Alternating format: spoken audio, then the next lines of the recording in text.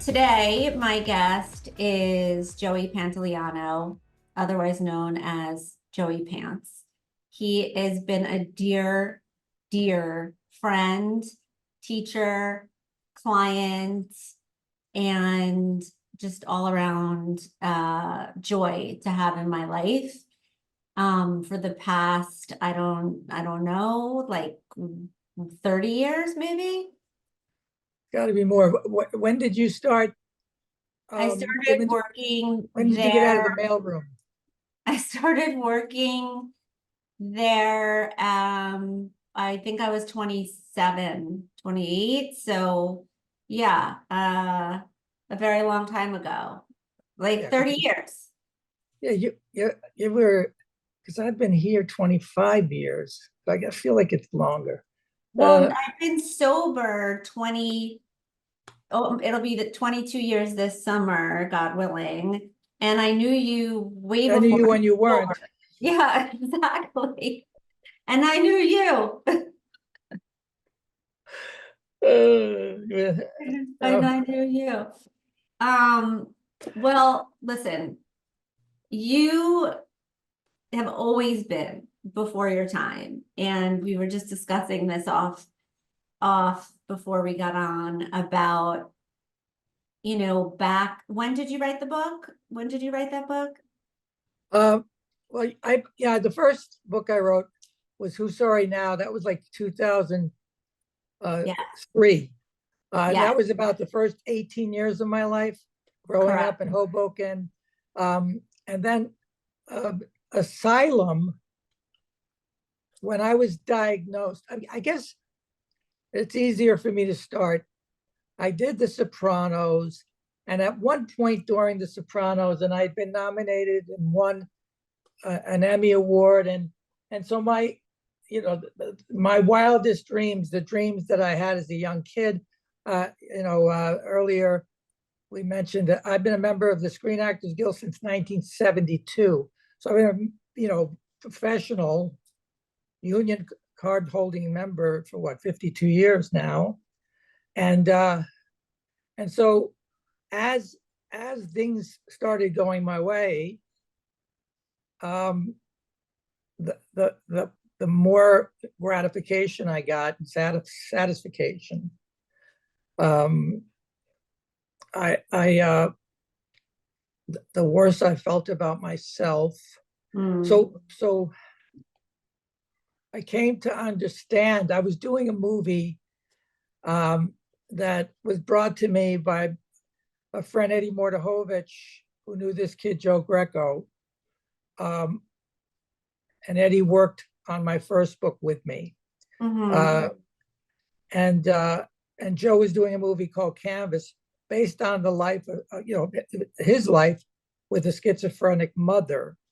So I, for selfish reasons, thought it was a good idea for me, because to play Italian American that wasn't a gangster, there was a lot of controversy at the time with Sopranos, and that actors, we Italian American actors or American actors of Italian descent, more fitting for me, uh, were getting a lot of grief by uh, extremists that said, "Oh, they should have been taking the job because it defames the culture of Italian Americans." And I thought, well, this is good.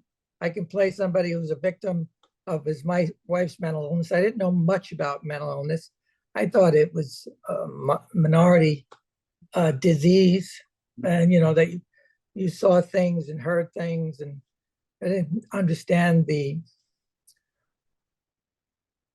different styles and type brain styles. So uh, I came on as a producer uh, and actor, because first time filmmakers, a lot of times it's important to be a part of the producing team, because otherwise you're just another asshole with an opinion.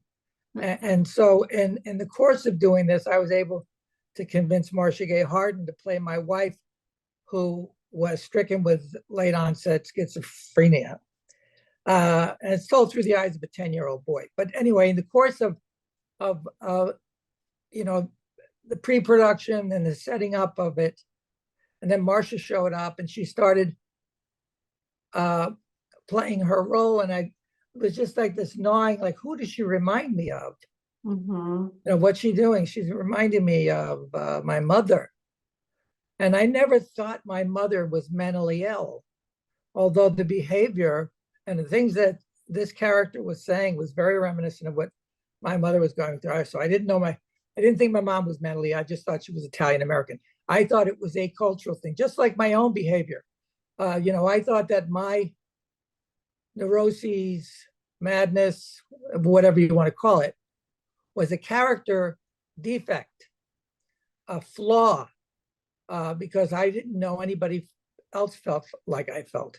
And so after the making of the movie, and by this time, during the making of the movie, I was probably sucking down 15 Vicodin a day because, in terms of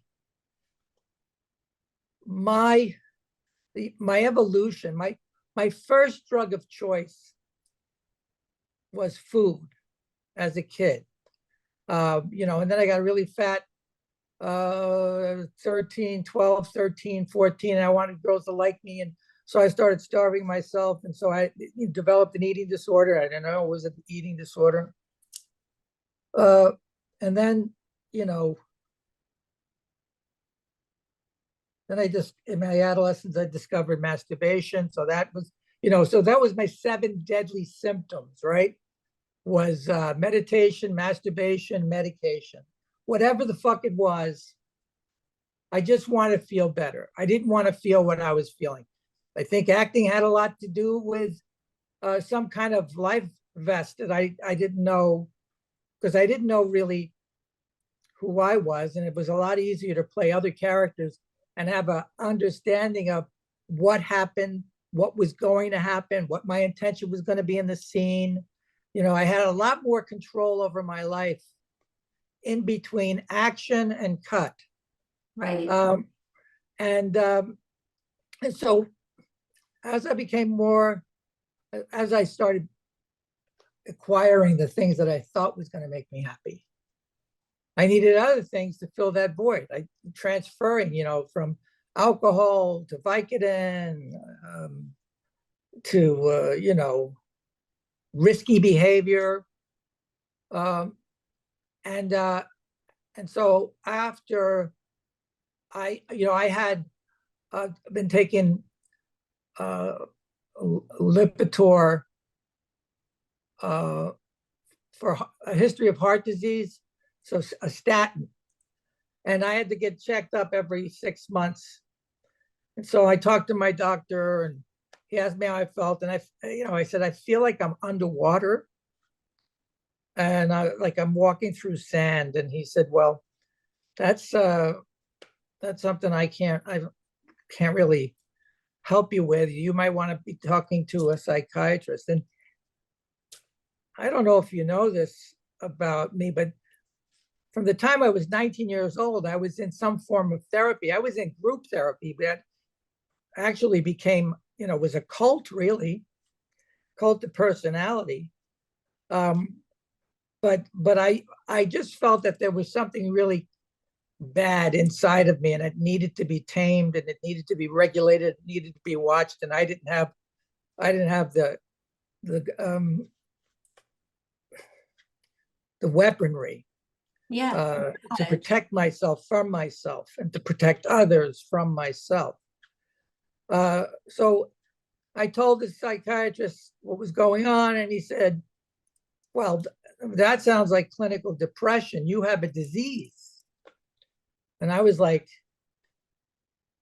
I felt like I hit the lottery, like, oh, it's not my fault. I remember this. I remember when you started to have the realization about your mom when you were working with Marcia. And I remember you starting to learn about mental illness. And I was already sober at this point, but early sobriety. So I was very interested in watching you like start to have this aha moment of, wait, look what else is out there. Look what, you were always calling and excited about it. And really the same as I was when I found out that I was an alcoholic and a drug addict, because I just thought something was very, very wrong with me and I didn't know what it was. Finding the answers and being given a solution to all of our problems, albeit hard work and working on ourselves and growing down, as I like to say, and all of that. But I remember that time and it was very, very profound and exciting for you. Yeah. And then something happened. I was so chronically depressed that I couldn't work. I couldn't do anything. I was dumbfounded by it. I mean, I would look out my bedroom window. It sits on this big, beautiful pond, and and I would look at it and say, why can't I feel the beauty of this? Or why do I want to kill myself? Why do I want to die? Because nothing. All of the other symptoms, behaviors, was be it alcohol or drugs, that was change. My mood altering behaviors weren't working, and because of the depression, the trauma, what happened was 9/11 happened. And when 9/11 happened, I had 3 close friends that were killed in those 2 buildings. And something unearthed it. It kicked up all of this adolescent childhood trauma. It awakened all this stuff that I had buried so very deep in my soul. And I couldn't move. And I Where were got you? help. Where were you in your career? What years are we talking about when all this was happening? 20, well, 20, 23, 24, 04, 05. Yeah. And I even started going to 12-step, doing 12-step work, and had a friend that helped me and introduced me to a sponsor who I'm still very close to. But he told me that I should call my mental illness alcoholism so I could get in the room. So, and I remember a lot of these old timers would go up and say, this guy ain't an alcoholic, he's fucking nuts, right? So, and I always led with that. I always felt that my drug addiction, my addictions, was symptomatic of my unresolved adolescent childhood traumas that were the solutions to my problems. Of course. Alcohol was the solution. Success was the solution. These were the solutions to my problems. But then they became problems as well. Right.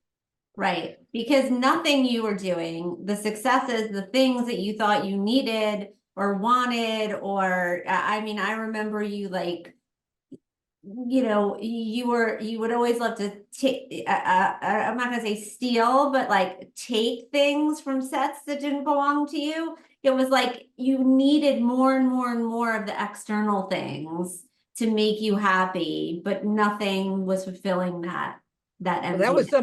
that was something that happened. I was doing, the risky behaviors that I was doing from the time I was 8 or 9 years old. Yeah. And with you, if you research, there's a lot of movie stars that were getting into trouble, around that time, or maybe a little earlier. I don't want to name people's names, but got arrested, and people would say like even like, I don't mind mentioning Rudy Giuliani's daughter. The mayor, she was arrested for shoplifting, and so was this movie star. And people were saying, why would this movie star be shoplifting? They got everything. It's Right. the excitement. It's the the excitement of walking out of that store and not having somebody tap you on the shoulder. Exactly. And I remember you calling me and say on a job and saying, "Look, the studio called. They want their shit back." And I said, "What did they say? What did they tell you I took?" And you said, "Well, they said you took the cowboy boots, the belt, the cowboy hat, and the jacket." And I said, A watch. "Fucking liars! I Watch. didn't You take took the a jacket." very expensive watch. Yeah, And then you said, yeah, no, I didn't take a jacket. yeah, Yeah. I didn't take the jacket. I took everything else, but I didn't take the jacket. But no, expensive jacket or a book at a bookshop. I mean, a magazine stand. It was Mhm. just, it was part of part of being poor. Yeah, we grew up on welfare. We lived in the low housing projects. It was also how we survived. I mean, I had a cousin that worked at a supermarket, and they'd send me in at 12 years old, and I'd buy two of everything, Virginia ham, and then she would cash me out, and I'd give her $5, and she'd give me $50 change, and then we'd divvy everything up on my mother's kitchen table uh, until somebody got wise, and I ran out of the store, and she got fired. But it was the way it was the environment of things. Right. So I never, even to this day, I can't look. It's hard for me to look at what I do as a performer as any kind of art form, because I've been lying my way out of situations my entire life. So it's like I was as convincing at that department store when I got caught as I was in between action and cut. Mm. Um, That's interesting that you would say that. I don't personally agree with it, having known you for as long as I have and seeing your work, but I understand what you mean by there was always a mask that you were wearing and it never felt authentically you. But you could put on the mask of that character and go deep. Whether it was anything like you or not. And most of the time it was nothing like you. The characters that you were playing. There was an essence that you would bring to it, but it wasn't like you had lived that exact life, obviously. Obviously, yeah. Um, so anyway, I started. What happened with the journey of becoming an advocate, a mental health advocate, Yes. um, was when I started feeling better. I had a Wheaten Terrier Bogey who was my lifeline, and I couldn't leave the house unless I had Bogey at my side. So this is before service dog. You know, Yeah. um, the service dog thing became popular, but I had to go on meetings and take the dog uh, wherever I went. Um, and so I get a job, and like always, when you get a job, you got to go to the doctor, and they run some questions at you. They check your blood pressure, listen to your heart. It's so mundane. What drugs are you taking? Are you on any medication? Yeah, I'm taking a statin for there's a history of heart disease in my family. So I take 10 milligrams of that, and then I take 10 milligrams of an antidepressant because there's a history of mental illness in my family. And my lawyer called, you remember Paul Mayerson. He Yes. said, "Look, we got a little problem. They're not going to insure you because you're on an antidepressant. And but don't wait a minute. Let me finish. They just want you to sign a waiver that will indemnify you, so that if you have a nervous breakdown or you cause a slowdown or stoppage to production, it'll be on your nickel, not theirs." Yep. And I said, that'll wipe me out in 6 hours. If I'm wait a minute, what about my heart? He said, what? I said, well, I take a statin, I take medication. What if I have a heart attack? What if you have a heart attack? Yeah, they'll cover that. I said, well, why are they discriminating against my brain? Why is it okay for me to take heart medication? I don't understand, but okay, I'll sign it because I need the money. So I Right. signed the waiver. And that's when I actually got pissed off. And a lot of people in my business, I decided to go public with this thing. And a lot of people, Paul, for one, said, listen, you can't do this. This is going to hurt your career. Well, I always felt like people already knew I was nuts. I was actually the last person to find out. Um, and No, so, it was so brave of you and courageous because you didn't know what kind of feedback you were going to get and you saw something that was wrong and you knew it and it was and it still is. And you started talking about it and opened a conversation in Hollywood that did not exist. yeah, and a lot of that, I was motivated because I was talking to a lot of my, successful Hollywood celebrity type friends, and they would say, dinner parties, what have you. Oh, I just don't tell them. I don't tell them I'm on antidepressants. I don't tell them. Well, Paul had a client who didn't tell them and went out and was sued by the insurance company because this client withheld information. Was Mhm. sued by the production company, by the insurance company. And I thought, why do I have to lie? Why would I lie? Fuck them. It was just antithetical to what I believed in, and I also knew that I benefited so much from coming to the conclusion that it wasn't my fault, that my mental distress or dis-ease, because that was the other thing. I started going to a lot of these, NAMI conventions because we were promoting Canvas, and people would come up to me with ribbons and they would say, I'm a consumer. And I was like, I don't understand. Well, I'm bipolar, I'm schizophrenic, I'm bipolar too. Why are you calling yourself a consumer? Well, NAMI and NARSAD, that's what they came to call us. It's better than being called mentally ill. I don't know about that. Mhm. But I was at this point where I was like, wouldn't it be cool to make it cool to talk about your emotional distress? And and throughout my journey, my personal journey, and then starting No Kidding Me Too, this non partisan, not for profit advocacy to make it popular and cool, because back in those days it was cool to have your drug dealer on your iPhone, and a lot of the kids are still living in California, where parents were actually buying the drugs from students at Crossroads. It's like, God. Yeah, it's true. Okay. so it was like, well, make it cool and trendy to talk about your emotional distress, because what I've been saying for a long time is we are a culture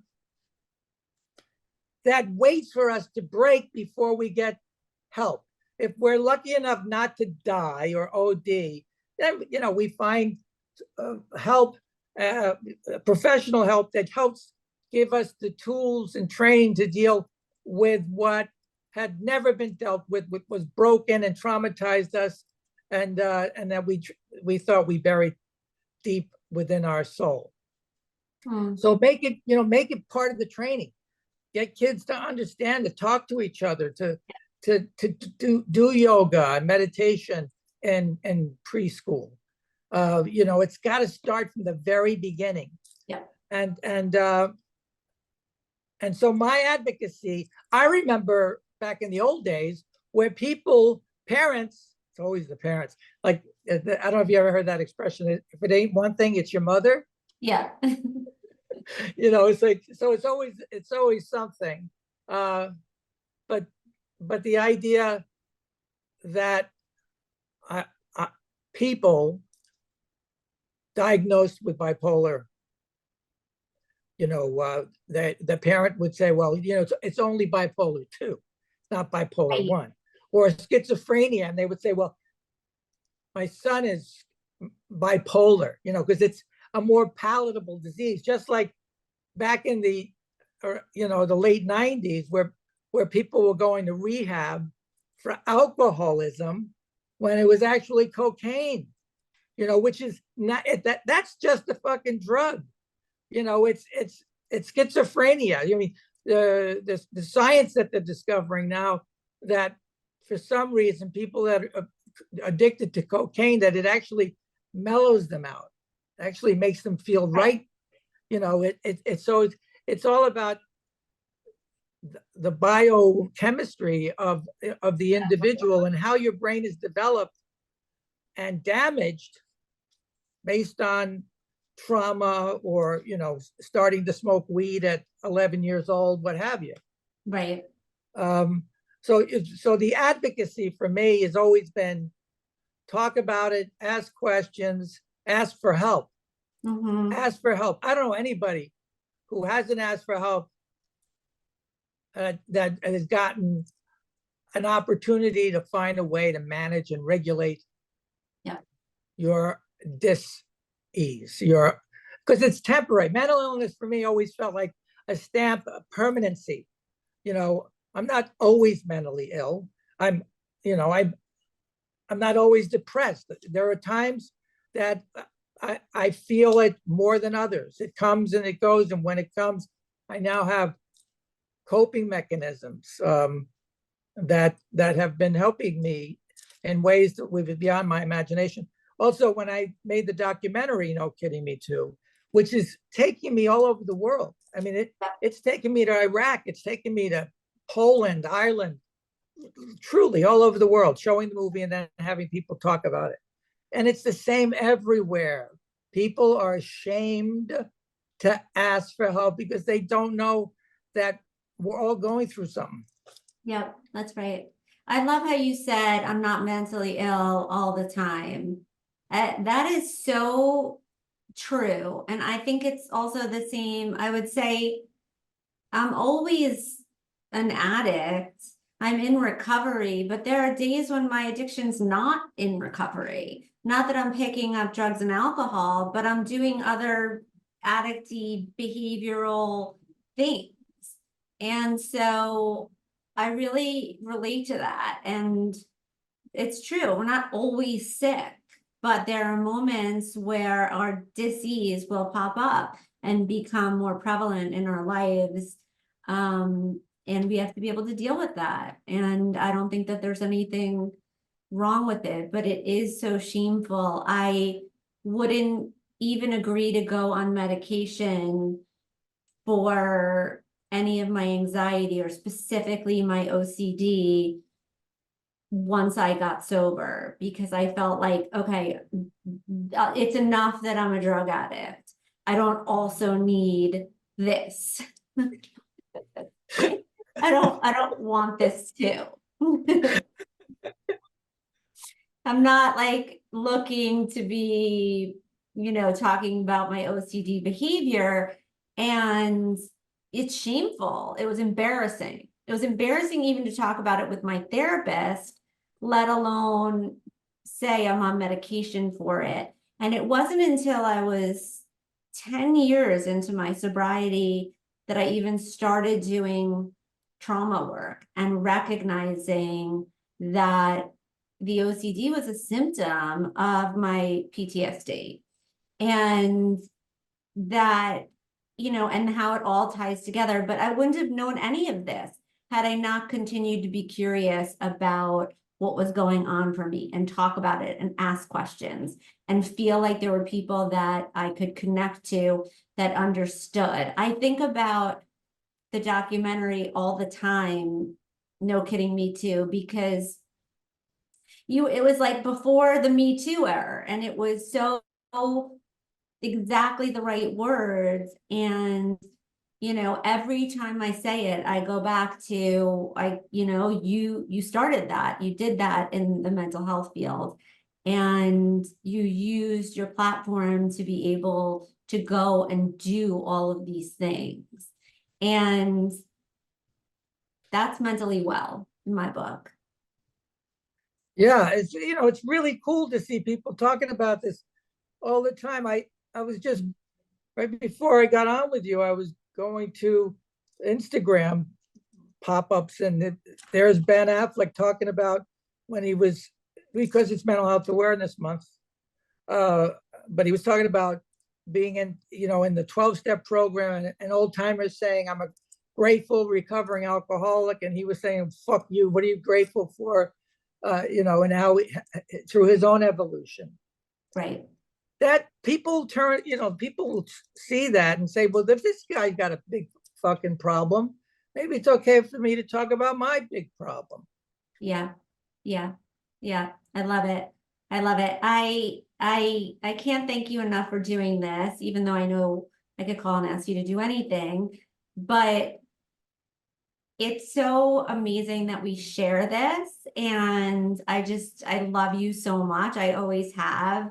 And I loved having my crazy days with you and then our healing days. But now to see you at this age, so comfortable in your skin, so calm, being yourself and your fantastic outfit, but at the same time having that serenity in your soul, like it's I mean I adore you.